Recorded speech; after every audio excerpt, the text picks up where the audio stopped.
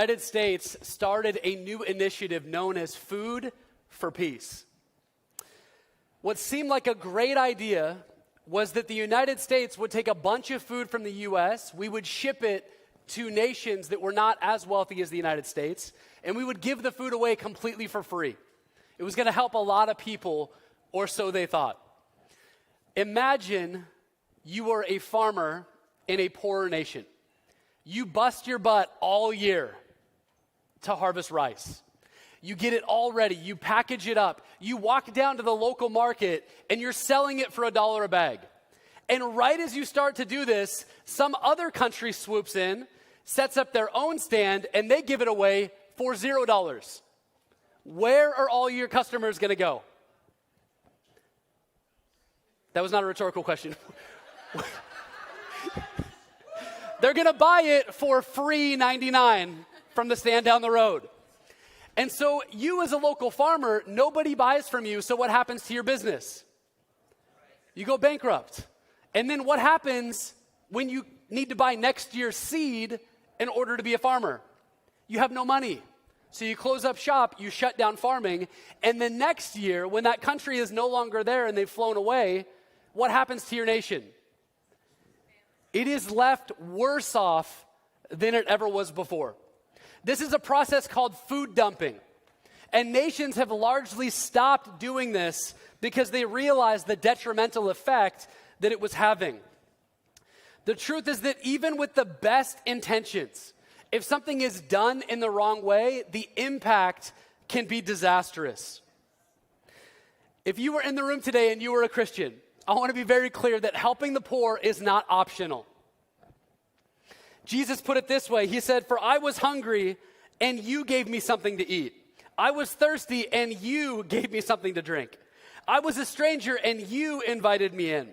I needed clothes and you clothed me. I was sick and you looked after me. I was in prison and you came to visit me." Whose responsibility is it to help the poor? You. Me. Right? It's our responsibility to do that. And Jesus continues in verse 40, "Truly I tell you, whatever you did for the least of these, brothers and sisters of mine, you did it for me." That tells us that when you and I serve someone who is in need, yes, we are serving them, but even more than that, we are serving Jesus Christ himself. So the question is not, should I serve the poor? The question is, how can I serve the poor? And how can I do it in the most effective way possible? Anybody know what the word in the Bible, the Hebrew word shalom means? Peace. But shalom has a much, much bigger meaning than just the word peace. In fact, shalom means peace, but it can also mean completeness. It means prosperity. It means wholeness. It means flourishing. So if someone is living in poverty, their life is not flourishing, they do not have shalom. And God's intention for his people was that we would live a life of shalom. So if someone is living in poverty, there needs to be a journey from poverty to shalom, to wholeness, to flourishing. Deuteronomy puts it this way. It says, "However, there need be no poor people among you." Just going to pause right there for a second. The Bible literally says there do not need to be poor people among you. Let that soak in. "For in the land your God is giving you as a possession as your inheritance, he will richly bless you if only you fully obey the Lord your God and are careful to follow all these commandments I am giving you today." The Bible literally says there need be no poor people among you if only you fully obey the Lord and you are careful to follow these commandments. If every single person in the world today fell in love with Jesus, wholeheartedly obeyed his commands, there would not be a single person in poverty today. So convinced of this. And the primary agent of caring for the poor in the world today is the Church of Jesus Christ. And this responsibility cannot be outsourced. I think a whole lot of Christians today, especially in the U.S., have kind of settled for, the government should do something. You know that in 1964, the government launched an initiative called the War on Poverty. And in this, what they started doing is they started spending between $600 to $800 a poor person in programs to try to help them. That was in 1964. Last year in 2022, the government spent how much? $32,000 a person in poverty. If you were responsible for caring for somebody who was poor and your budget got raised per person from $800 to $32,000, what sort of an impact would you expect to see? A pretty stinking big one. There's a chart behind me that shows the amount being spent on federal programs, and you'll notice that the blue line is the percentage of the population living in poverty. And you will notice that regardless of how much the government is spending, that number has remained largely unchanged for the last 60 years. This is not a message today about bashing government programs. What I am trying to do is communicate that as Christians, we cannot outsource this responsibility to the government and expect for them to solve it. If you and I are waiting for the government to solve poverty, we're going to be waiting for a while. And the reason for that is that the government is great at transactions, but the government is terrible at relationship. And if we want to help people to get out of poverty and get to shalom, it needs to be done relationally. It's not a quick 1, 2, 3 step momentary fix. It is a journey that people are going on, and they cannot do it by themselves. So today we're going to talk about true charity, and we're going to talk about, the title of the message today is How to Help the Poor. And we're going to talk about how do we take people, or how do we go on a journey from poverty to shalom. So we are going on a little bit of a journey today. I don't know if you guys noticed, the book of Revelation actually does expressly mention Spider-Man in chapter, I'm just kidding. It some of you were like, wait, what?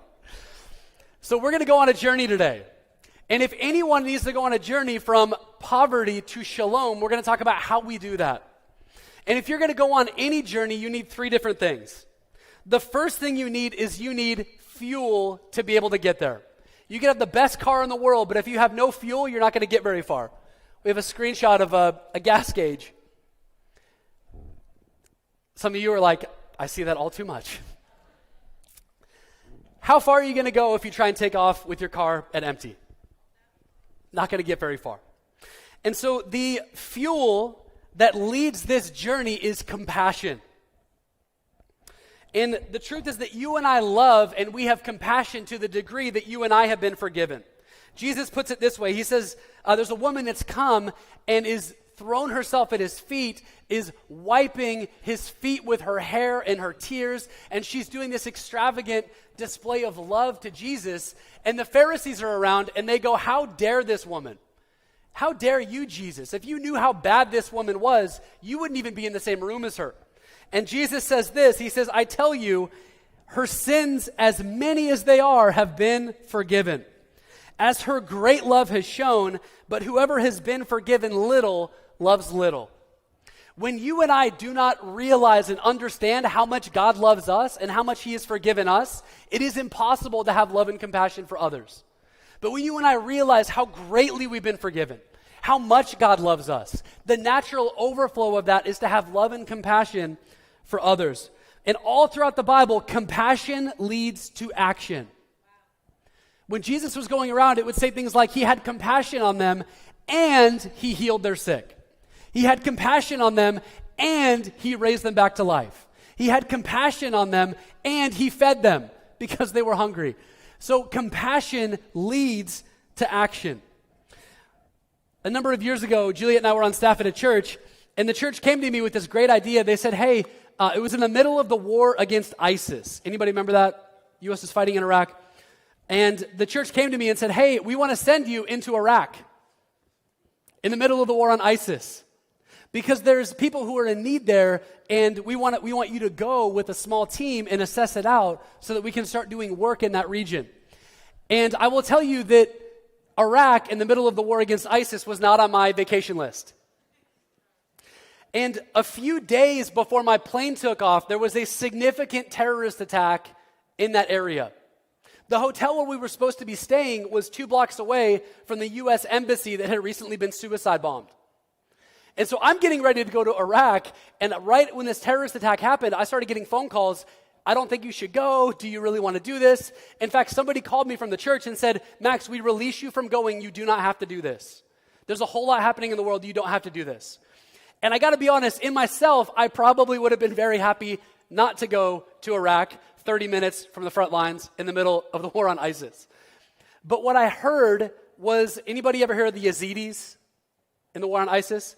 There was a whole minority people group that ISIS would go in and they would immediately execute all the men. And then they would take the women as sex slaves. And they would do who knows what to them.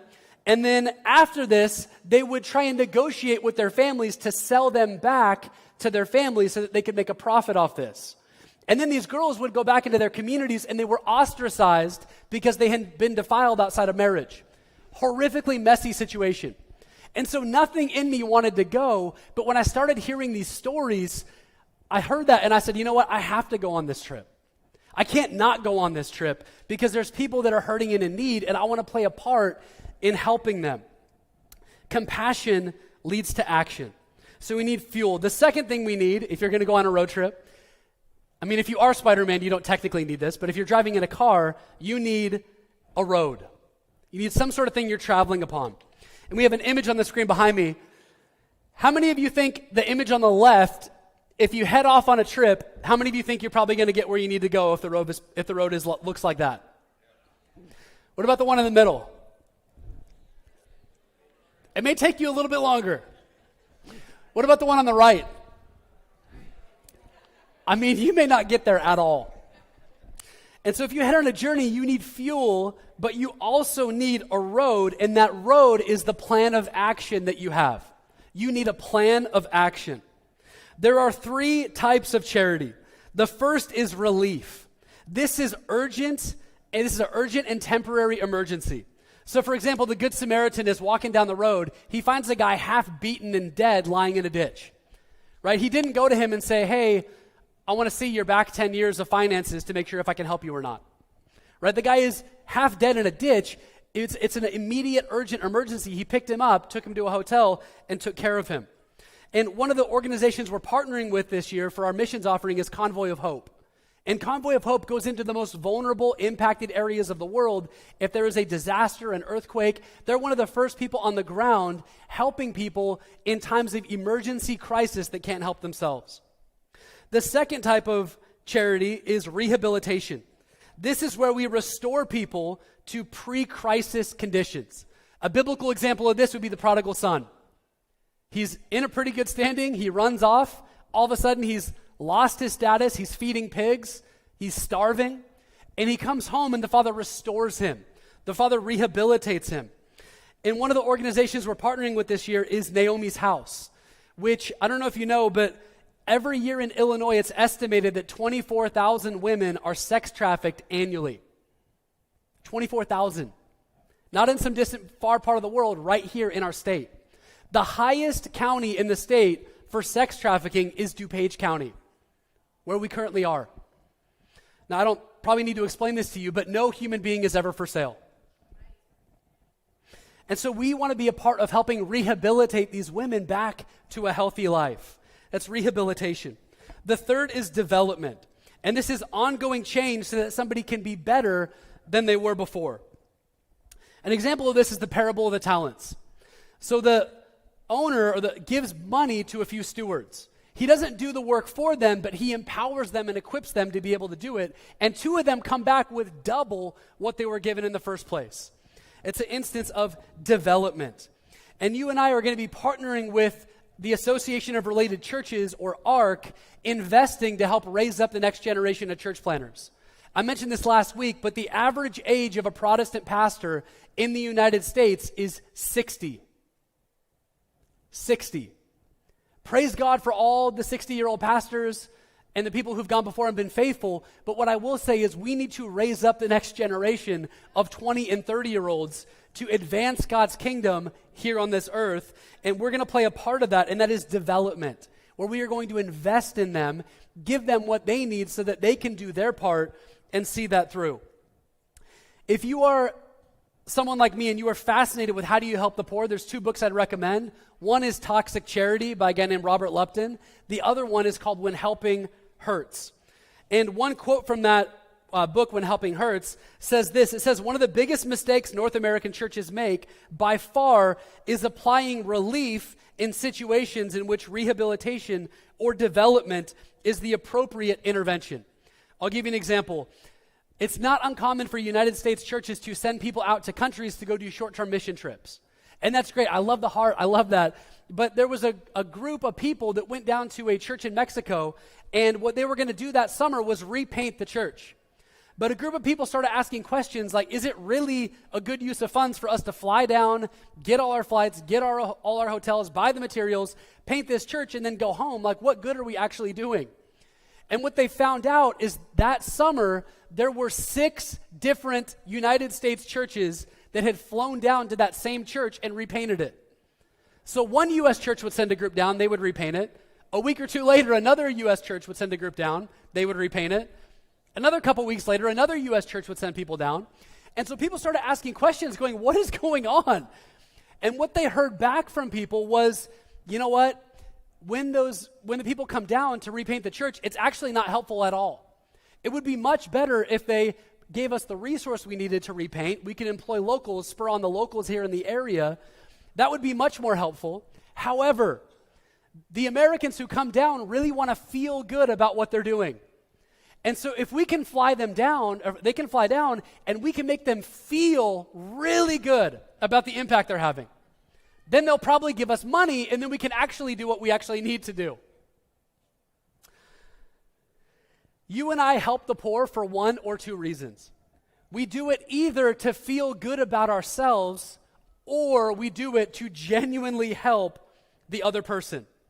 And so if there is someone who is in need of development, we can come in and respond to it as a crisis, but that actually doesn't help them. Instead, what we need to do is partner with them to help develop them. And we do that by offering them a challenge, whether that's an opportunity to work or to learn or exercise a skill or to learn something new. It's an essential part of it. Next week, we got a whole crew of volunteers that's going to go to do something called Christmas Gift Mart. And those of you who donated toys last Sunday and today, it's amazing. We're donating toys. We're partnering with other churches and local school districts. The schools are communicating with families in need, telling them to come to their school for this Christmas gift mart, and we're going to volunteer at it and provide toys for it. But can I tell you what we're not going to do? We are not going to give these toys away for free. Can I tell you why? Giving the toys away for free was something that a lot of people did for a lot of years, and it made us feel really, really good. But if you look at the research and the studies, what it showed is that it did two things. One, it created dependency. The next year, people would show up and be like, where's my toy? I want it, I need it. It created an unhealthy dependency. The second thing it did is they couldn't figure out why a lot of the men weren't showing up with their children to get the toys. So they went and found some of the guys and said, why didn't you come with your son to get this free toy we gave you? And what they found is that it created such a deep sense of shame within these fathers that they couldn't even provide their own Christmas present for their child. So it created an unhealthy level of dependency and an unhealthy level of shame. And so what we're going to do instead is we are going to sell the toys to parents, but at a very, very, very high discount to where it doesn't break anybody's bank account. So we're donating toys. They're going to be sold at pennies on the dollar so that families can come in and they can have the satisfaction of knowing I earned this toy for my child. I afforded it and I bought it for them. This isn't someone giving my child a handout. This is me giving my own child a Christmas present. So we're partnering with them to empower them. And it's going to have a greater impact. And then any money that's made is going to be donated to the school districts. We're not keeping any of it. But we have to understand we either do something because it makes us feel good, or we do something because we want to help somebody else. It needs to be one or the other. And Robert Lupton says this. He says, it is not unloving to expect people to do their part. Just the opposite.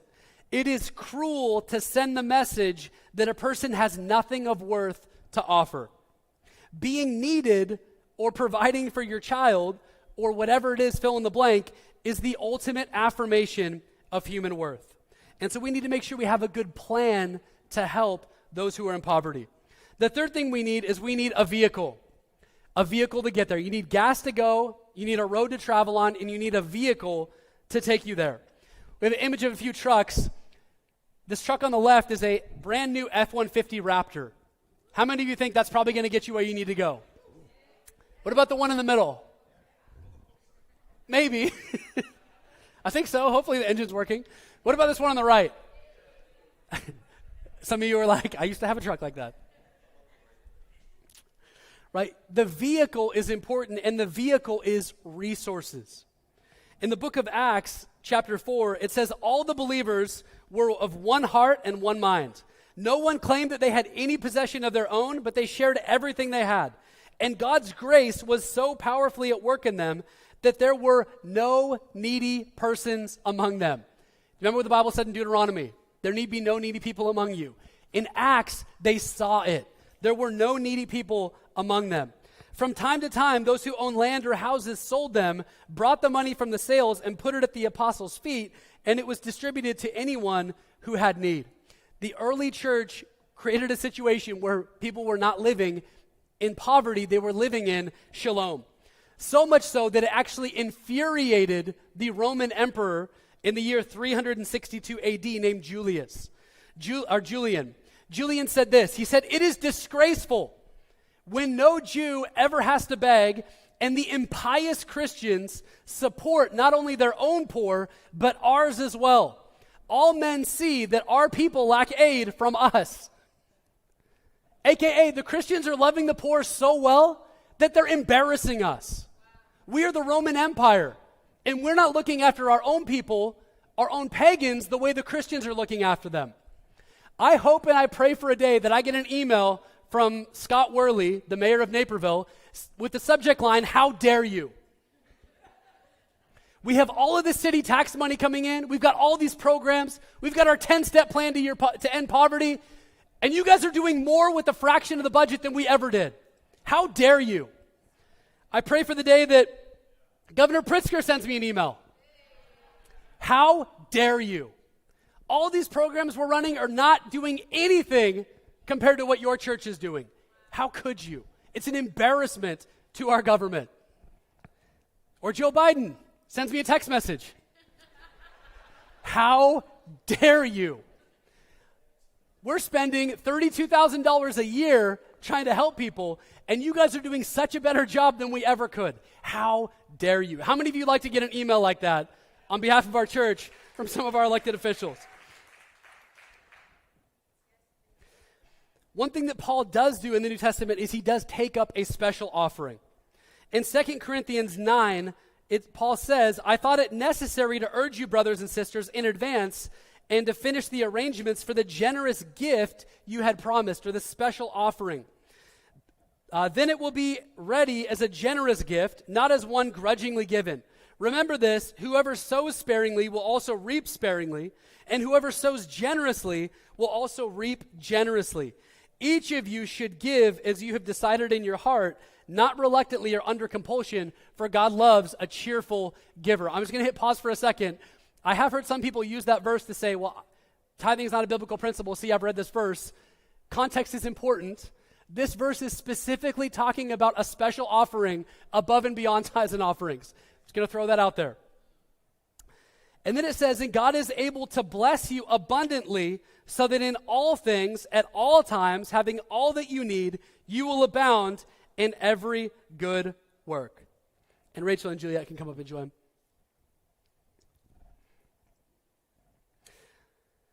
So what we're going to do today as a church is we're going to give our annual missions offering. And we're going to give it together just as Paul did going around. There was a group of people in need, and Paul was saying, hey, we're going to take up a special offering to be given to those who are in need. And we're going to do the exact same thing today. We do 2 offerings a year. One is Heart for the House that goes towards advancing what God's doing here. The other one is the missions offering. And I think there's kind of this false narrative in the world today that like, oh, churches, all they do is care about your money. And can I just say, guys,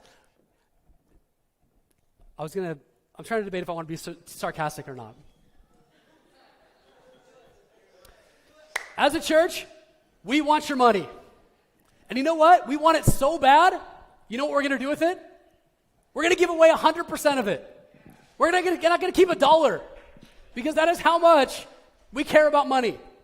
Right? As a church, we don't care about money. We care about hearts. We care about helping the poor. We care about seeing the gospel advanced. And so what we're going to do today is we're going to take up a special offering. 100% of it is going to go outside of our church towards helping and blessing people. The most prized possession of God's is not money, it is people. And we want to play a part in partnering him to be a part of that.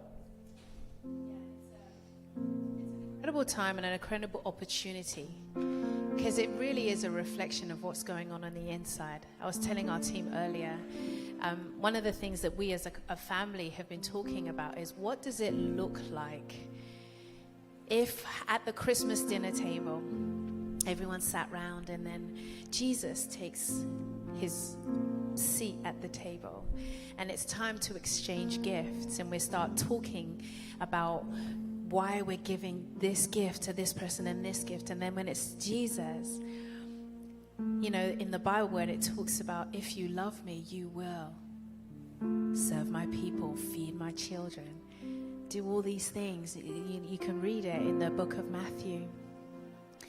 And I just remember thinking, and I was talking to Max about this, if Jesus was at my table and I was telling him how much I love him, I want to be able to show him by doing the things that he loves. He's not going to want a car. An F-150 might be nice. But he would love to see what I've done for the people he cares about. And when we're partnering together in this moment, that's what we're saying. Jesus, I want to give you my best gift this Christmas. Nothing else matters because you gave me everything. And the only thing that really matters to you is people. Helping the lost, the broken, the ones who are downcast, the ones on their knees trying to get up. The ones that are pure of heart but just had a hard hand in life. That's your heart. And that's what we want to do this Christmas time. For sure. And so as we give today, my encouragement to you is you need 3 things for that journey. The first is compassion. Right? Let's ask God, say, God, break my heart for what breaks yours. God, help me to see people the way that you see them. The second thing we need is a plan. And we partnered with some incredible organizations with a proven track record of helping people in the way that is most helpful to them. And the last thing we need is resources. That's what we're doing today, taking a special offering above and beyond our tithes and offerings to help resource what God is doing all around the world. And so Rachel's going to lead us, or going to sing a song. I would encourage you to stay seated and be still before God. And just say, Holy Spirit, speak to me. God, what would you have me do in this moment? So we'll sing this song, or we'll listen to this song, and then we'll come out and we'll give together.